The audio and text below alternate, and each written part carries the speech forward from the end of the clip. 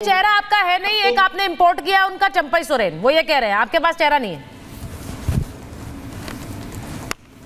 देखिए सुचरिता जी, हाँ। हमारा चेहरा तो कमल का फूल है और यही कमल का फूल देश में तीसरी बार अपनी सरकार बना चुका है। यही कमल का फूल एक राज्य के बाद दूसरे राज्य में अपनी सरकारें बनाता जाता है। यही कमल का फूल वो है जो कश्मीर से लेकर के कन्याकुमारी तक और अटक से लेकर के कटक तक जिस पर देश की जनता भरोसा देती है, और यही कमल का फूल वो है जो इस भारत की तस्वीर और तकदीर को बदलने जा रहा है। इसलिए अहंकार मत रखिए, ये चेहरों का, परिवारों का, इनका अहंकार मत रखिए। कौन करेगा हेमंत सोरेन के परिवार का सामना? कौन करेगा? हेमंत सोरेन के आगे टिकने वाला कोई नहीं है। ये कमल का फूल और झारखंड की जनता टिकेगी, और ये जब जनता आती है तो कुर्सियां बड़ों बड़ों की खाली करवा देती है। इसलिए अपने इस अहंकार को कहीं छोड़ करके आइएगा। ये लोकतंत्र का चुनाव है और भारतीय जनता पार्टी झारखंड के अंदर मजबूती से चुनाव लड़ रही है और मजबूती से अपनी सरकार बनाएगी। परिणाम जब आएंगे तब आप अपने इस चेहरे को देखिएगा और उसको धोइएगा और उस चेहरे को धो करके याद करिएगा कि क्या गलत आपने किया झारखंड के साथ, तब आपके जाकर के परिणाम। देखिए, झारखंड पर मैं एक बड़ी खबर बता दूं, झारखंड को लेकर बीजेपी की चुनाव समिति की बैठक होने वाली है। चुनाव समिति की बैठक में प्रधानमंत्री मोदी शामिल होंगे। ये बड़ी खबर आपको बता रही, थोड़ी देर में बैठक शुरू होगी।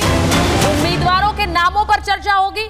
सीएम हिमंत बिस्वा शर्मा और शिवराज सिंह चौहान बैठक के लिए पहुंचे हैं। तो झारखंड को लेकर जो नाम है उनकी लिस्ट फाइनल होनी है और उसी को लेकर थोड़ी देर में बीजेपी मुख्यालय पर यह बैठक है जिसमें प्रधानमंत्री नरेंद्र मोदी पहुंचेंगे। उन्हीं के नेतृत्व में ये बैठक होने वाली है। तो ये झारखंड के समीकरण, अब कॉन्फिडेंस इस वक्त हाई है। अनंत जी, आपको लग रहा है इस वक्त कॉन्फिडेंस बीजेपी का है? क्योंकि हरियाणा में जो हुआ है उसके बाद बहुत से तो बीजेपी के नेता भी उम्मीद नहीं कर रहे थे, वहां जीत हो गई, और अब उसका जो इम्पैक्ट है आपको लगता है वो महाराष्ट्र में और झारखंड में? क्योंकि मैं वरिष्ठ पत्रकार से बात कर रही थी, वो ये कह रहे थे कि बहुतों को लगा नहीं, बीजेपी में खुद को नहीं लग रहा था, लेकिन ये समीकरण ऐसा बदला है कि इससे महाराष्ट्र में इन्हें बूस्ट मिलने वाला है। ऐसा है क्या? मुझे लगता है कि भारतीय जनता पार्टी ने जो गलती लोकसभा चुनाव के समय की थी, संगठन और नेता का जो एक डिस्कनेक्ट था, हाँ। उसको हरियाणा चुनाव में इन्होंने ठीक कर लिया और अब उसी फॉर्मूले पर वो वहां भी चलेंगे। जिस प्रकार से संघ के लोगों ने लग के हरियाणा में काम किया, उसी प्रकार से महाराष्ट्र और खासतौर पे झारखंड में संघ और संघ के जो समविचारी संगठन है उनका बहुत काम है। तो मुझे लगता है कि संगठन और सरकार का चेहरा दोनों मिलकर काम करेंगे और ये फॉर्मूला इनका हरियाणा में काम आया था।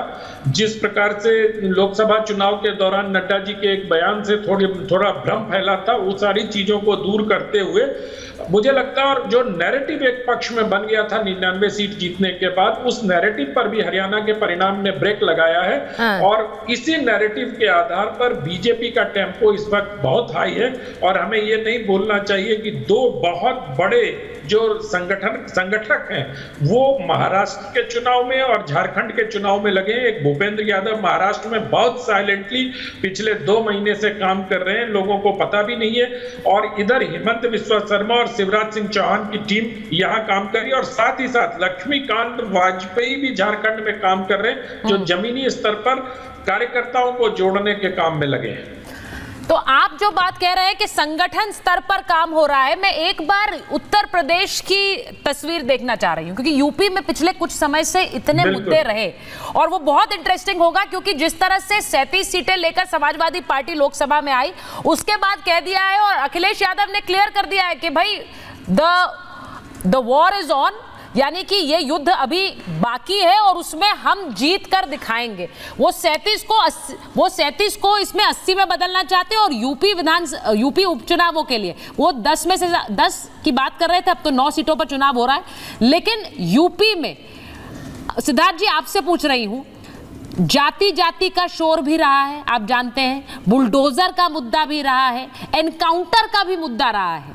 ये सब जिन पर योगी आदित्यनाथ एक तरह से इन एक्शन दिखे, उन सब पर अखिलेश यादव ने हमला भी किया है। आपको लगता है इसका फायदा नुकसान? सिद्धार्थ जी देखिए सुचरिता जी, अखिलेश यादव क्यों हमला करते हैं ये तो उत्तर प्रदेश की जनता जानती है।